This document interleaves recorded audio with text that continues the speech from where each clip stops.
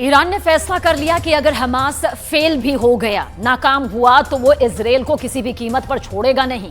Iran ने रूस से ऐसे हथियार मिलने वाले हैं जिनसे पहला हमला इजराइल और अमेरिका के अड्डों पर किया जाना अब फाइनल भी हो चुका है।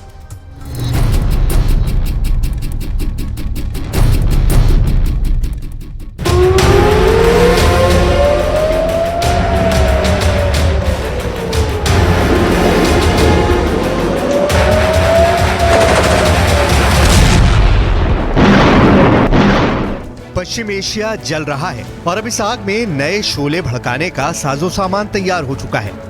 इजराइल और अमेरिका के लिए बहुत बुरी खबर ईरान से आई है। ईरान को मिलने जा रहा है सुखोई 35 फाइटर जेट और Mi-28 अटैक हेलीकॉप्टर। रूस से दोनों हथियार मिलने जा रहे हैं। इसके अलावा रूस से ईरान को याक 130 ट्रेनर जेट भी मिलेगा, जिससे ईरान के फाइटर पायलट्स की ट्रेनिंग और बेहतर हो जाएगी। सवाल है कि ये ताकत मिलने के बाद अब इजराइल से कैसे टकराएगा ईरान। पश्चिम एशिया में ईरान की फाइटर गोलाबंदी शुरू हो चुकी है।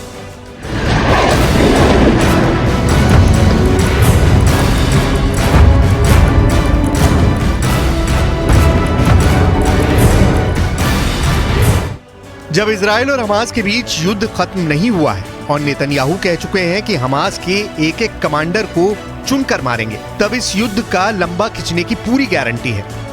गाजा की आग कैसे पूरे पश्चिम एशिया को जला सकती है, इसका 1 महीने का ट्रेलर पूरी दुनिया ने देखा है। 15,000 लोगों की मौत तो सिर्फ शुरुआती कही जा सकती है, क्योंकि इजराइल का बॉम्बिंग मिशन अब गाजा से निकलकर बाहर भी जा सकता है और इसका सबसे बड़ा टारगेट अगर कोई बन सकता है तो वो है ईरान और साथ में वो मिलिशिया जो ईरान के साथ है।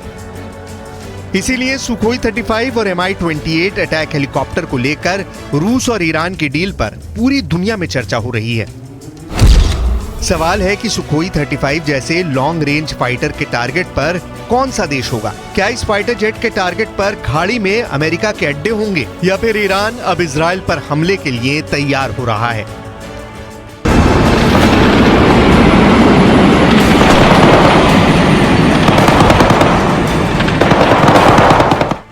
इससे पहले रिपोर्ट्स आ चुकी हैं कि ईरान के पायलट रूस के आधुनिक फाइटर जेट सुखोई 35 पर ट्रेनिंग भी ले चुके हैं और अब जल्दी ही ईरान को इन लड़ाकू विमानों की डिलीवरी भी मिल सकती है। जो रिपोर्ट्स मिल रही हैं उनके मुताबिक शुरुआत में ईरान को रूस से 24 सुखोई 35 फाइटर जेट मिल सकते हैं।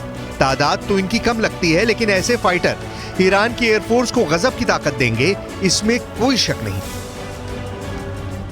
इस वक्त ईरान की एयरफोर्स को वो रेंज चाहिए जो इजराइल तक उसकी पहुंच आसान कर दे। इस वक्त ईरान की एयरफोर्स को नई टेक्नोलॉजी वाले फाइटर जेट चाहिए जो इजराइल और अमेरिका के जेट से टक्कर ले सकें, उन्हें दूर से ही टारगेट कर पाएं।